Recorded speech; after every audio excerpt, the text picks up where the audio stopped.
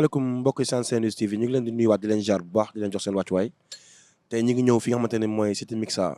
fii nga xamante ni mooy fi leen tojoon bagage yu mécanicien yi toj seen magasin yi menuisier yi restaurant yi lépp loo xamante ni nekkoon na fi rek ñu siy liggéey yàq nañ seen ay bagage ak tôlier yi ak képp ko xamante ni rek mi ngi fi pièces détachées yi léegi ñoom doon taxawal ñi ñu am lu ay kàddu yu ñu si war a sànni te xam naa ne loolu lu leen métti la dañuy bàyyi nag ki xamante ni moo taxaw ñu laaj ko turam laaj ko nu mu tudd ñu waxtaan ak moom si mbir mi nga xamante am na fi ku baax maa ngi lay ziar. maa ngi leen dellu ziar di leen gërëm bu baax maa ngi tudd Aliou Sané di vice président wu collectif bi nekk wet bi cité mixta ñoo xamante ne dañoo ñëw yàqal ñu si ñu ko war ñooy délégué wu quartier wu cité mixta ak ki nga xam ne muy tudd madame Giro ak moom ak borom terrain bi nga xam ne tamit muy tudd Amadou Diaw ñoom ñoo ñëw ne fii ay bandits fi nekk ak ay sàcc ay agresseur fekk fii ay responsable ñoo fi ne ndax fii ni man mi maa fi gën a nekk xale mi nga xam ne man maay vice président maa fi gën a nekk xale léegi dañoo ñëw yàq suñuy bagage ay magasin fi nekkoon ak ay cantine ak ay restaurant ak ay conteneurs ñoo xam ne dañu doon jaay ay oto ak ay mécanicien ay menuisier ay vulgarisateur lépp ñu ngi fi gars yi ñëw yàq suñuy bagage sans avertir parce que joxuñu ay sommation non dañoo ñëw man damaa xëy fekk sama bagage yëpp ñu rajaxe ko. ñoom kon dañu ñëw sa comme li yoon di def ñëw avertir la benn ñu jox la sommation pour nga xamal ne dañu fi war a jógee tel jour defuñu si dara. non ñun amuñu benn sommation joxuñu benn kayit fekk dañ ñoo jox kayit sax ñu xam ne jox nañu kayit ñun ñoo dëgër bopp demuñu mais li tax problème bi sax si boppam mooy borom terrain bi moom terrain moom 2800 mètres carrés la woon mu yokk mu dem gis gars yi xam nga rek dugal si gars yi dugal xaalis gars yi yokkal ko terrain bi léegi ñoom dañoo bëgg a yokk terrain ba fii si digg tali bi comprendre nga loolu moo ñu dugal si affaire bi parce que moom dafa bëgg a yokk terrain am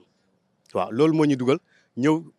sans ñu wax ñu ne lii lañ si bëgg ñoom ñu ñëw rek yàq suñuy bagage comme ça ñu ngi nii toog depuis avant depuis si début weer koor bi ba léegi ñun mënuñu liggéey. kenn rafetlu ko ñëpp ko ñaawlu partout parce que nit waroo ko ñëw fekk même mala sax soo koy dàq sax am na nen noo koy dàqee lu dul ñëw sorxoo ko en même temps mayoo sax nit yi ñu génnee seen bagage yi ku bëgg ñëw génnee bagage am sax nga këddu ko policiers yi def du n'importe quoi ici loolu tamit mun naa ne leneen la si koo xamante ni da nga jug pour la loi xam nga am na yéen yoo xamante tamit waaw lii daal yéeme na trop ñun daal lu ñu bëgg mooy liggéey ñun ay jeunes lañ fii yaakaar naa fii si garage bi su nekk ci ay jeunes moom moo ëpp xam nga léegi ñun bu ñu xañee liggéey tey ñun jeunes yi tey ñoom fan lañ bëgg ñu dem dañ bëgg ñu dem agressé dañ bëgg ñu dem sàcc wala dañ bëgg ñu dem def naka sulul noonu dañ bëgg ñu jaay leneen te loolu ñun duñ ko nangu ñun lu ñu opté mooy liggéeyal suñu dëkk lépp lu ñu def ñu investir ko fii suñu dëkk parce que ñun suñu dëkk lañ mënee suñu métier kon donc ñun bu ñu naree def li day ñaaw ci ay doomu dëkk bi ñun ci dëkk bi lañ dëkk nous sommes des citoyens comme eux kon donc ñun tamit nañu jox suñu àq ak suñu yelleef lii ñuy def ni ñun si lañu suñu famille yaakaar tamit suñu famille ñu ngi xaar ñu ngi nii tey jii war nañoo fondé famille lépp a ngi si kanam di ñu xaar kon donc ñoom nañ ñu jàppale nañ ñu aider bu ñu mënul jox ngalla bu ñu yàqal. boo xoolee début bi ñu njëkk ne fii depuis 2 ans ci gannaaw parking bi doxoon na te garage la woon client bu fi ñëwee xam ne fii garage parce que rëm na te nit ñaa ngi fi fréquente daal. léegi nag lii waral loolu yëpp mooy ñàkk organisé parce que dem na ba parking bi amatul yoon wala amatul sécurité nit ñi di fi jaar bëccëg sax dañ fi agressé nit loolu yëpp am na ñu doon sàmm loolu am na ñoo xam ne ni seen yitte moo leen fi tegoon waaw parce que ay nit bu ñu bokkee nekk pour mën war ñu mën a organiser xam nga ñu ranger la quoi mais dama na ba parking bi dafa occupé parce que ku ne fu la nee samp garage sax xam nga du loo xam ne kenn mënu fi jëlee kenn parce que da ngay ku ñëw samp fenn mu ñëw nga laaj ko mën a fii kenn moom fi xam nga te loolu daal laa jàpp ne moo tax gars yi xaw ñu fi jëlee et puis loolu it li ko organisé bi baaxul et puis dem na ba yenn moment yi sax heure yi bëccëg sax gars yi dañu fi agressé parce que lépp fi amoon dem na ba gars bi parking bi lépp fi amoon sans daanaka marché la ay booy di fi agressé bëccëg xam nga ku ñu agressé bëccëg guddi waxtuñ ko dem ba secteur grand bi moom ñëw dañoo jaar fi jëm ngir booy dañuy agressé dañuy sàcc lu ne amoon na fi daal xam naa loolu moo tax mairie ak état ñoom it mënatuñu bàyyi fii pour ñu liggéey waaw bi ñu fi jógee it am na ñu toogat am na ñoo xam ne dëgg seen liggéey ci la doxee yàqu métti na nag ci ay borom kër yoo xam ne ni xëyoo jàpp dara yor kër état moom it nag xam ne ñun ay borom kër comme moom dëgg la jàmbaar la mi ngi def li mu war a def waaye rek na da bàyyi xel ndaw yoo xam ne lu gën a ndaw moo yor papa yor yaayam yor soxnaam xam nga yooyu yëpp ñu bàyyi ko xel daal dañu ci bàyyi xel ñu ni ñu fexee fépp fu la état baax nga organiser naes quoi parce que fi nga war a xëy am fa daal war nga xëy bale mu rafet xam nga mais xëy door rek am wecca dem naes te loolu moo tax mairie lii muy xam nga day indi sabotage daal waaw yëkkati day yomb quoi biñ fan yi nag maire dem nañ préfet bi ndee loolu la ñuy waxaat nañ ne yëkkati bi moom yëgul ko maire la ak waa gendarmerie moom nag lenn mooy tax mu bañ mooy ñu organiser parce que mënuñu yëkkati mécanicien bàyyi laveur yi bàyyi camion kër yi bàyyi parking bi ci stade bi bu bi yëkkati mécanicien yi loolu new si mais li gën mooy ne pour mu bàyyi mooy nañ organiser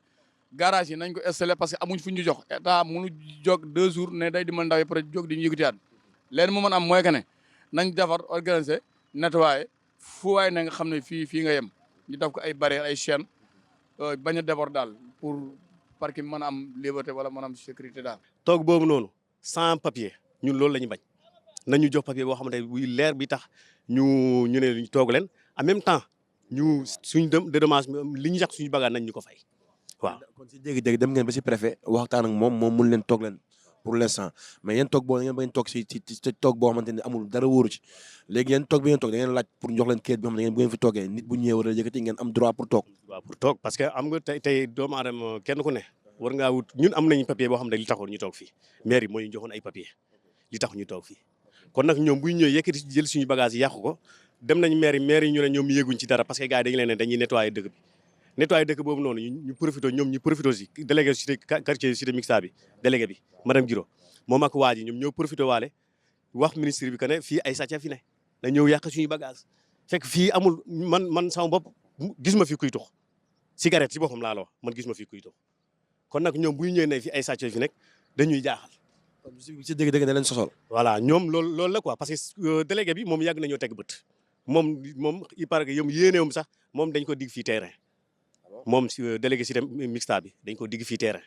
waaw ñoom loolu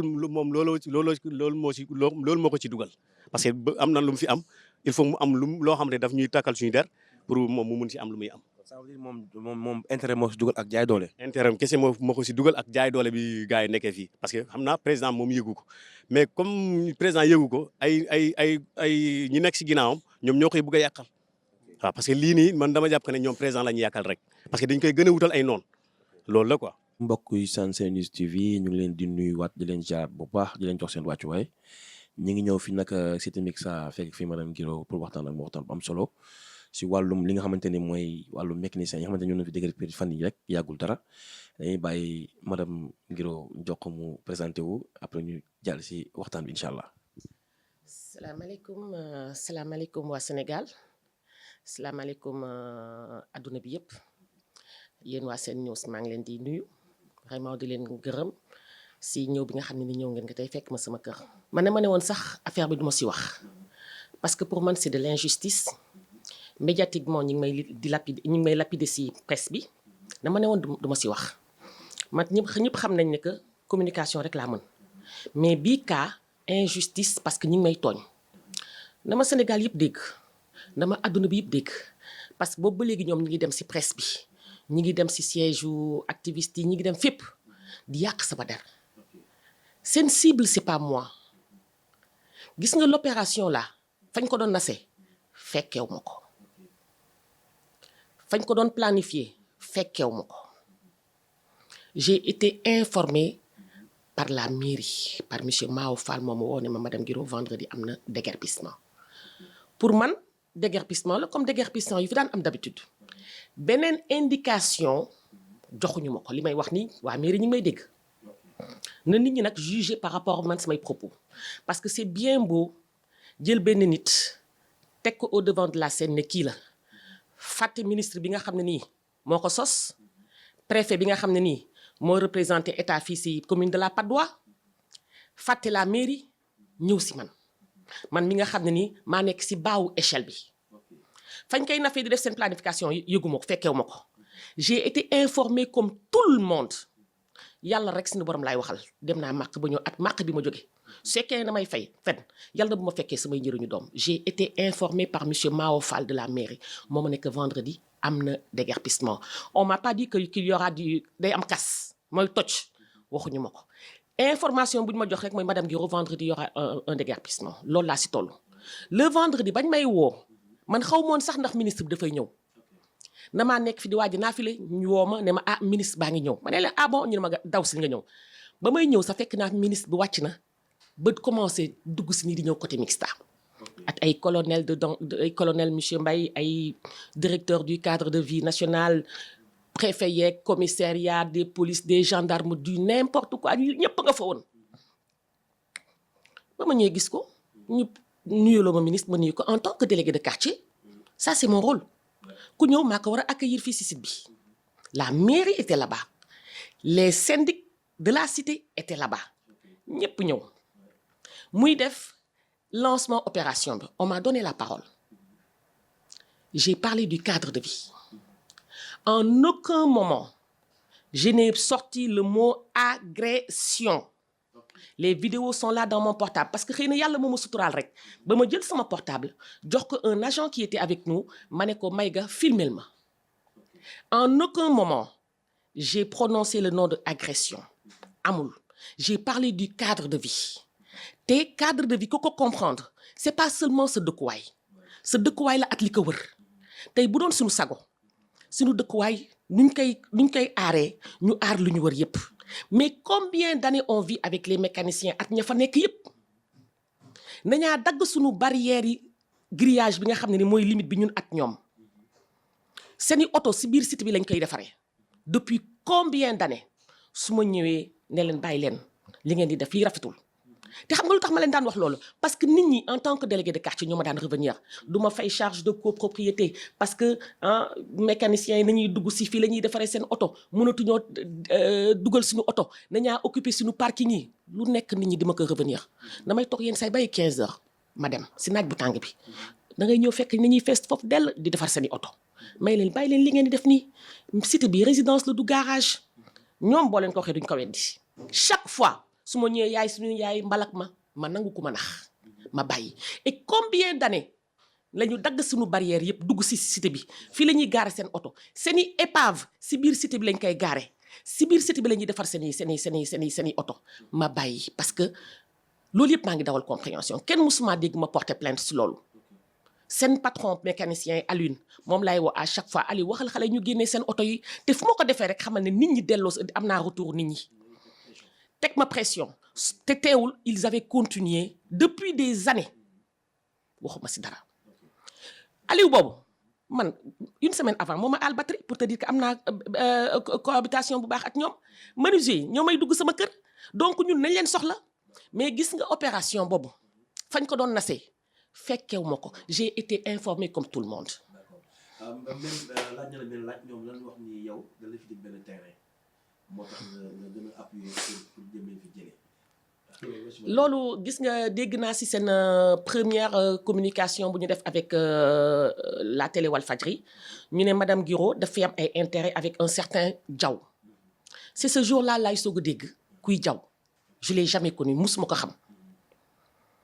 man ban intérêt kan moo may jox intérêt si kan moo may jox terrain foofu xanaa kon mairie la c'est l'espace public ñoom buñ si bëggee leen leer waa mairie ñu ngi may dégg na leen waa mairie wax ndax man dama am benn quelconque intérêt fii c'est la première fois ma dégg lu mel ni te tooñ baaxul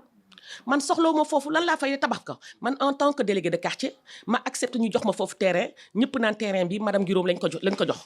mais loolu man dafa rafetul sax sama bët te duma ko nangu te loolu dafa amul benn yoon te du musa am man ciblé wu ma dara man ñëpp xam nañ ne man damay liggéey ngir yàlla yonent bi kenn fayu ma soxlawu ma dara aw ma benn intérêt muy syndic bi di délégué de quartier bi man je travaille bénévolement même wax naa ko ba tey délégué de quartier bi li may jox mooy 50 000 francs yi nga xam ne moom la ñuy jox pour affaire au papier man dama koy jox ñaari nit ñoo xam ne ni c'est des familles démunies pour te dire que man j'ai toujours travaillé bénévolement depuis 2011 man yàlla sutura la maa ngi xaw a sant yàlla du ma ne sant yàlla maa ngi xaw a sant yàlla am naa fu ma dëkk donc man du ma daw si loo xam ne nii ëllëgee daf may indil problème man loolu ñëpp xam nañ loolu si man kenn du ma ger man corruption du ma si dox ñëpp xam nañu loolu man je suis blanc na ma clean su fekkee de mun naa ko wax man na ma clean amul kenn ku ma mun a wax ne que yow fii am nga fi intérêt wala dig nañ ma fi et puis foofu terrain njàmbur xaw ma jaw moo ko moom man jaw moom xaw ma ko sax ba ma fay dig terrain te mairie sañu ma faa jox terrain parce que mairie espace public la man sañu ñu ma fa may terrain ban terrain lañ may donc loolu du loo xam ne ni lu dëgg la man na xaw ma fu ñu amee seen information yooyu mais ñu ngi leen di tuur lëndëm ba pare ñi may tooñ man j'ai tout fait pour arrondir les angles seen njiit monsieur Samuel wax naa ko commissaire woo nañu ma indil ko samay preuve ne ko li ñoom nag ils sont libres xëy na ñu jox leen ay fausses informations ñu koy exploiter mais ñoom si seen information yooyu dañaa fàtte état du ñu tudd ministre bi du ñu tudd le préfet du ñu tudd mairie te ñooñu ñooy seen cible pas moi man nag li may bëgg je porte à l'attention de toute la diaspora tout le peuple sénégalais que ñu ngi may tooñ ñoom seen cible c'est pas moi c'est la mairie c'est le préfet c'est l'état le ministre